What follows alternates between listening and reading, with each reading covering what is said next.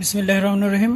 আসসালামু আলাইকুম প্রিয় শিক্ষার্থীরা, আশা করি তোমরা ভালো আছো।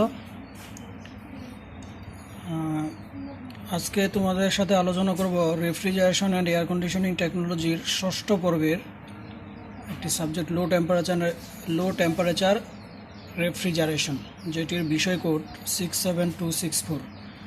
এই বিষয়টির পঞ্চম অধ্যায় সম্পর্কে আলোচনা করব, লো টেম্পারেচারের প্রয়োগ ক্ষেত্র।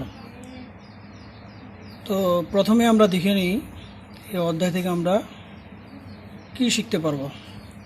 এই অধ্যায় থেকে তোমরা লো টেম্পারেচারের প্রয়োগ ক্ষেত্র সম্পর্কে জানতে পারবে, নিম্ন তাপমাত্রায় ধাতব পদার্থের বৈশিষ্ট্যের প্রভাব সম্পর্কে জানতে পারবে, শ্রিঙ্ক ও এক্সপানশন ফিটিং, সংকোচন ও সম্প্রসারণ ফিটিং সম্পর্কে জানতে পারবে, ক্রায়োবায়োলজি, ক্রায়োসার্জারি ও শুক্রাণু সংরক্ষণের নিম্ন তাপমাত্রার ব্যবহার সম্পর্কে জানতে পারবে, মহাশূন্য গবেষণায়, কম্পিউটার শিল্পে ও আন্ডারগ্রাউন্ড পাওয়ার প্ল্যান্টে তাপমাত্রা ব্যবহার সম্পর্কে জানতে পারবে, নিম্ন তাপমাত্রার ব্যবহার সম্পর্কে জানতে পারবে, সুপার ফ্লুইডিটি সম্পর্কে জানতে পারবে। আমি Mohammad Abu Zahid, junior instructor, refrigeration and air conditioning technology, Cox's Bazar polytechnic institute. তো প্রিয় শিক্ষার্থীরা, এই ক্লাসটি তোমরা শেয়ার করে দিবে, তাহলে তোমরা বন্ধুরাও দেখতে পারবে। লো টেম্পারেচার প্রয়োগ ক্ষেত্র হচ্ছে গ্যাস তরলীকরণ, ওষুধ শিল্পে, ওষুধ সংরক্ষণে ইত্যাদি। লো টেম্পারেচারের প্রয়োগ ক্ষেত্র। প্রযুক্তি সমৃদ্ধ বর্তমান বিশ্বে লো টেম্পারেচারের প্রয়োগ ক্ষেত্র ব্যাপকভাবে বিস্তৃত, বিশেষ করে গবেষণা কেন্দ্র, পারমাণবিক প্রতিষ্ঠান, চিকিৎসা বিজ্ঞান সহ ইলেকট্রনিক্স টেকনোলজির বিভিন্ন ইনস্ট্রুমেন্টের উৎপাদনে লো টেম্পারেচার প্রয়োগ করা হয়। লো টেম্পারেচার প্রয়োগ ক্ষেত্রগুলো কী কী? ড্রাই আইস তৈরিতে, গ্যাস তরলীকরণে, আইসক্রিম ফ্যাক্টরিতে, ঔষধ শিল্পে, মহাশূন্য গবেষণায়, শুক্রাণু সংরক্ষণে, ভূগর্ভস্থ বিদ্যুৎ সরবরাহে, ক্রায়োসার্জারিতে, ইলেকট্রনিক্স সামগ্রী তৈরিতে, টেক্সটাইল শিল্পে, পেট্রোলিয়াম শিল্পে, অটোমোবাইল শিল্পে, কেমিক্যাল শিল্পে, ফুড প্রোডাকশন ইত্যাদিতে। নিম্ন তাপমাত্রায় ধাতব পদার্থের বৈশিষ্ট্যের প্রভাবগুলো কী কী? এক নম্বরে আছে দৃঢ়তা। নিম্ন তাপমাত্রার প্রভাবে বিভিন্ন ধাতুর ভৌত অবস্থা বা বৈশিষ্ট্য ঘটানোর জন্য বিপজ্জনক তাপমাত্রা অর্জন করে, যা ভঙ্গুর। সাধারণত ধাতুর যে সমস্ত বিসিসি বডি কন্ট্রাক্ট কিউবিক থাকে, তার ইয়েল্ড স্ট্রেংথ বৃদ্ধি পায় এবং তাপমাত্রা কমার সাদৃশ্য এর নমনীয়তা হ্রাস পায়। এরূপ ধাতুর অন্তর্ভুক্ত হলো আয়রন, টাংস্টেন ও মলিবডেনাম, যা নিম্ন তাপমাত্রায় উৎপাদন সন্তোষজনক নয়।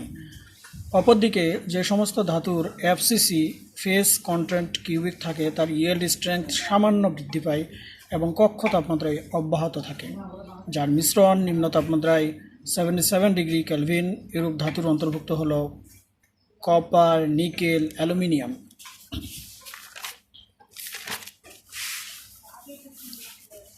দুই নম্বর হচ্ছে তাপীয় গুণাবলী। নিম্ন তাপমাত্রায় ধাতুর পরিবাহিতায় বিশেষ প্রভাব পড়ে। এখানে লক্ষণীয় যে পরিবাহিতার সর্বোচ্চ সীমা 20 ডিগ্রি কেলভিন থেকে 50 ডিগ্রি কেলভিন। এই তাপমাত্রায় বিশুদ্ধ ধাতুর পরিবাহিতা 100 গুণ বৃদ্ধি পায়। তাদের অ্যালয় থেকে আপেক্ষিক তাপ বৃদ্ধিতে তাপমাত্রা কমে। এক পিক কপারের তাপমাত্রা 300 ডিগ্রি কেলভিন থেকে 3001 ডিগ্রি কেলভিন বৃদ্ধি করতে 600 গুণ তাপ প্রয়োগ করতে হয়। 3 নম্বর আছে অতি পরিবাহিতা। যে নিম্ন তাপমাত্রায় কোনো ধাতুর অভ্যন্তরীণ রেজিস্ট্যান্স শূন্য হয় এবং ইলেকট্রিসিটি প্রবাহের জন্য ঘর্ষণবিহীন এবং আনডিমিমসড প্রবাহ প্রদর্শন করে, তাকে সুপার কন্ডাক্টর বলে। বর্তমানে 25টি উপাদান এবং 900টি যৌগ 0.3 ডিগ্রি কেলভিন থেকে 18 ডিগ্রি কেলভিন তাপমাত্রার মধ্যে সুপার কন্ডাক্টর হয়। কারিগরিভাবে দেখা যায়, সুপার কন্ডাক্টর পদার্থগুলো অধিক শক্ত হয়ে থাকে। লিড, টিন, মার্কারি হলো সফট সুপার কন্ডাক্টর। অপরদিকে হার্ড সুপার কন্ডাক্টর শূন্য ইলেকট্রিক্যাল রেজিস্ট্যান্স দেখায় এবং বহন করতে পারে। বৃহৎ পরিমাণে কারেন্ট অনেক দূরত্ব পর্যন্ত বহন করতে পারে।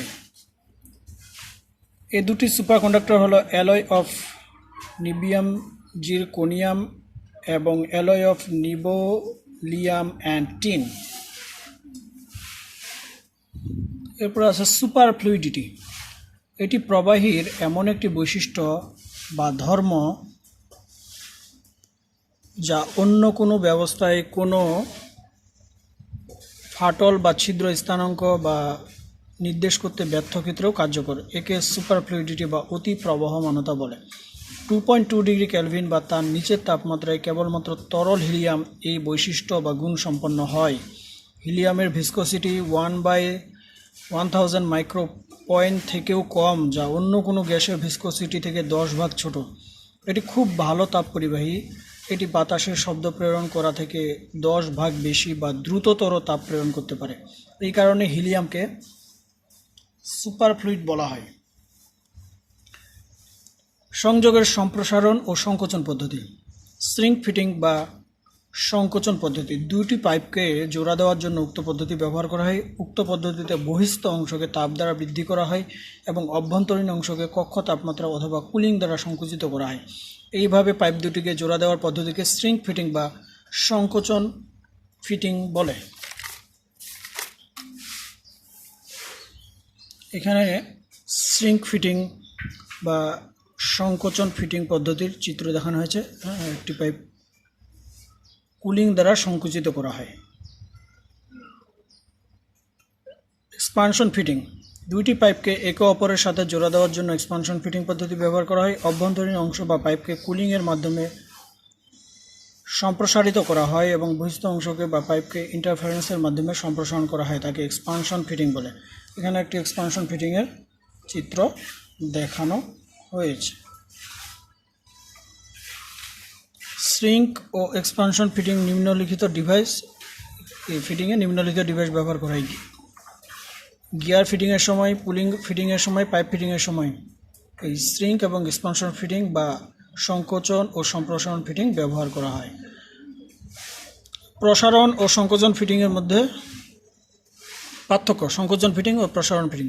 সংকোচন ফিটিং দুইটি পাইপকে জোড়া দেওয়ার জন্য উক্ত পদ্ধতি ব্যবহার করে। প্রসারণ ফিটিংও দুইটি পাইপকে একে অপরের সাথে জোড়া দেওয়ার জন্য ব্যবহার করা হয়। সংকোচন ফিটিংয়ে বহিস্থ অংশে তাপ বৃদ্ধি করা হয়। সম্প্রসারণ বা প্রসারণ ফিটিংয়ে বহিস্থ অংশে ইন্টারফেসের মাধ্যমে সম্প্রসারণ করা হয়। সংকোচন ফিটিংয়ে অভ্যন্তরীণ অংশকে কক্ষ তাপমাত্রা অথবা কুলিং দ্বারা সংকুচিত করা হয়। প্রসারণ ফিটিংয়ে অভ্যন্তরীণ অংশকে কুলিংয়ের মাধ্যমে সংকুচিত করা হয়।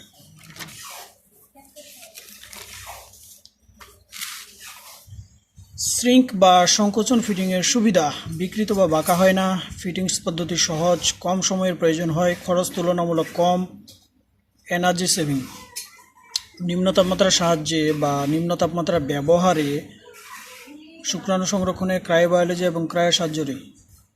ক্রায়োবায়োলজি এ শব্দটি মৌলিক জীববিজ্ঞান সম্পর্কীয় বিজ্ঞান। জীববিজ্ঞানের এ শাখায় নিম্ন তাপমাত্রায় মানব জীবনের উপর কী প্রভাব পড়ে তা নিয়ে বিস্তারিত আলোচনা করা হয়। 0 ডিগ্রি সেলসিয়াস থেকে 15 ডিগ্রি সেলসিয়াস তাপমাত্রা মানুষের জন্য বিপজ্জনক, কিন্তু ক্রায়োজেনিক তাপমাত্রা -100 ডিগ্রি সেলসিয়াস থেকে -273 ডিগ্রি সেলসিয়াস মানুষের জন্য ক্ষতিকর নয়। নিম্ন তাপমাত্রা মানুষের আয়ুষ্কাল ও সৌন্দর্য বৃদ্ধির জন্য অধিক উপযোগী। শুক্রাণু সংরক্ষণে বর্তমানে সারের শুক্রাণু সংরক্ষণ সম্পূর্ণভাবে ক্রায়োজেনিক অপারেশন হিসেবে হচ্ছে। অধিকাংশ সংস্থা তরল নাইট্রোজেনের মাধ্যমে শুক্র জমিয়ে স্থানান্তর করছে। মার্কিন যুক্তরাষ্ট্রে প্রতিদিন 6 টন তরল নাইট্রোজেন সারের শুক্র সংরক্ষণ ও স্থানান্তরের জন্য ব্যবহার করা হয়। টেস্ট টিউব পদ্ধতিতে মানব শিশু উৎপাদনের জন্য ক্রায়োজেনিক পদ্ধতিতে মানব শুক্রাণু সংরক্ষণের দ্বারা অবারিত করেছে। ফলে বড় ধরনের যুদ্ধ বিপর্যয়ের পর মানব জীবনের ধারা অটুট রাখার জন্য এক যুগান্তকারী সম্ভাবনা লো টেম্পারেচার ব্যবহারের কারণেই সম্ভব হবে। ক্রায়োসার্জারি। পার্কিন্স রোগের চিকিৎসা এক নতুন পদ্ধতিতে অভূতপূর্ব সাফল্য পাওয়া গেছে। রোগটি হলো ক্রমাগত নার্ভাস থেকে ব্রেনের এক প্রকার খিঁচুনি। চিকিৎসা পদ্ধতি হলো ব্রেনের সংস্পর্শে সংশ্লিষ্ট যে অংশ এজন্য দায়ী সেখানে সুই আকৃতির একটি ডিভাইস থাকে যাকে ক্যানুলা বলে। ব্রেনের বেজ অংশে রোগীকে লোকাল অ্যানেস্থেসিয়া অবস্থায় প্রবেশ করানো হয়। ক্যানুলার ভিতর টিউব দিয়ে -10 ডিগ্রি সেলসিয়াস তাপমাত্রায় তরল নাইট্রোজেন সেখানে প্রবাহিত করে এর অগ্রভাগকে ঠান্ডা করা হয়। ফলে ব্রেনের ওই অংশ ঠান্ডা হয়ে খিঁচুনি বন্ধ করে দেয়। এভাবে ক্রমাগত 3 মিনিট ঠান্ডা করতে থাকলে -40 ডিগ্রি সেলসিয়াস তাপমাত্রায় রোগ সম্পূর্ণ ভালো হয়। এতে ব্রেনের অন্য অংশের ক্ষতি হয় না।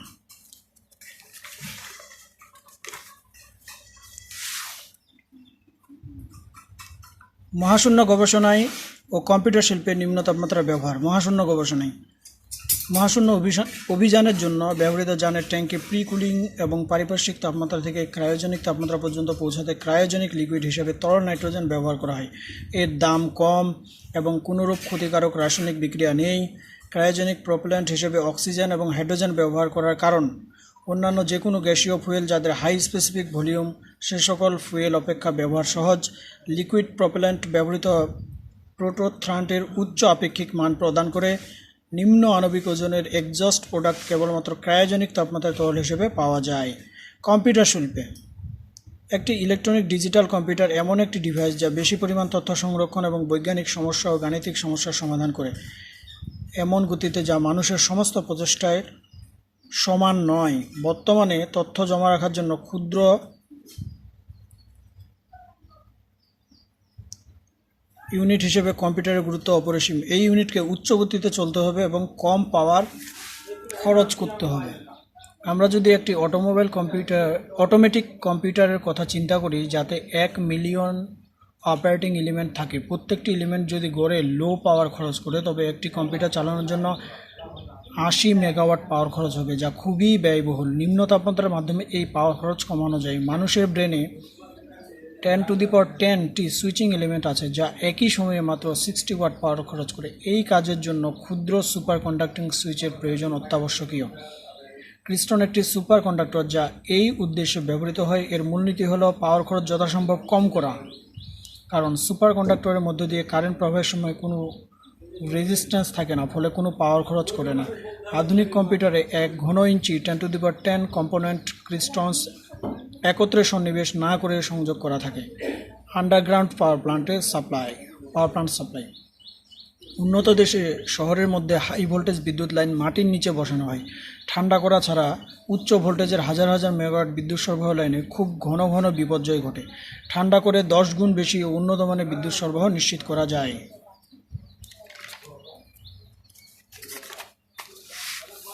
সেজন্য আমেরিকায় অনেক ব্যস্ত শহরে মাটির নিচে বিদ্যুৎ সরবরাহ লাইন ঠান্ডা রাখার জন্য 10 থেকে 15 কিলোমিটার পরপর তরল নাইট্রোজেনের মাধ্যমে কুলিং স্টেশন আছে। তখন নাইট্রোজেনের মাধ্যমে ইলেকট্রিক কেবল -160°C পর্যন্ত ঠান্ডা করে উন্নত মানের বিদ্যুৎ নিশ্চিত করা হয়। মিসেলিনিয়াস তেজস্ক্রিয় পদার্থ থেকে বজ্র পদার্থ, ক্রিপ্টন এবং জেনন ক্রায়োজেনিক তাপমাত্রায় সহজে অপসারণ করা যায় এবং নিরাপদে অপসারণ করা যায়। ক্রায়োজেনিক তাপমাত্রায় ইনফ্রারেড ডিটেক্টরের সেন্সিটিভিটি এবং রেঞ্জ বৃদ্ধি পায়। ক্রায়োজেনিক তাপমাত্রায় ইনফ্রারেড ক্যামেরা অন্ধকারে থেকেও ফটো তুলতে সক্ষম। ভূগর্ভস্থ পাওয়ার প্ল্যান্টে নিম্ন তাপমাত্রার প্রয়োজনীয়তা। উন্নত দেশে শহরের মধ্যে হাই ভোল্টেজ বিদ্যুৎ লাইন মাটির নিচে বসানো থাকে। ঠান্ডা করা ছাড়া হাই ভোল্টেজের হাজার হাজার মাইল বিদ্যুৎ সরবরাহ লাইনে খুব ঘন ঘন বিদ্যুৎ বিপর্যয় ঘটে। এই আন্ডারগ্রাউন্ড ঠান্ডা করে 10 গুণ বেশি উন্নত মানের বিদ্যুৎ সরবরাহ নিশ্চিত করা যায়। সেজন্য আমেরিকা ও অন্যান্য ব্যস্ত শহরে মাটির নিচের বিদ্যুৎ সরবরাহ লাইন ঠান্ডার জন্য 10 থেকে 15 কিলোমিটার পরপর তরল নাইট্রোজেনের কুলিং স্টেশন আছে। তরল নাইট্রোজেনের মাধ্যমে ইলেকট্রিক কেবল বা সরবরাহ লাইনে -160°C পর্যন্ত ঠান্ডা করা যায়। নিম্ন তাপমাত্রার বিবিধ ব্যবহার। নিউক্লিয়ার রিয়েক্টরের পরিত্যক্ত উপাদান হল তেজস্ক্রিয় গ্যাস ও নিষ্ক্রিয় গ্যাস। প্রচলিত পদ্ধতিতে এই উপাদান অপসারণ ও ত্যাগ করতে কিছু অসুবিধার সৃষ্টি হয়। এই সমস্ত তেজস্ক্রিয় পদার্থকে ক্যারাকাল ইউনিটের সাহায্যে ঠান্ডা করে নিরাপদে অপসারণ বা ছাড়া যায়। ক্রায়োজেনিক তাপমাত্রায় ইনফ্রারেড ডিটেক্টরের দক্ষতা ও পরিধি বৃদ্ধি পায়। এছাড়াও ইনফ্রারেড ক্যামেরাতে ক্রায়োজেনিক তাপমাত্রা ব্যবহার করা হয়। অন্ধকারে ছবি তোলার জন্য অতিপরিবাহী ম্যাগনেটিক বিয়ারিং অর ফ্রিকশনলেস এতে লো টেম্পারেচার টেকনোলজি ব্যবহার করা হয়। তাছাড়াও স্ক্যানিং, ইলেকট্রনিক মাইক্রোস্কোপি SEM ব্যবহার করা হয়। সুপার কন্ডাক্টর ফ্যাব্রিকেশনে ব্যবহার করা হয়। প্লাজমা এনভায়রনমেন্টের জন্য ব্যবহার করা হয়।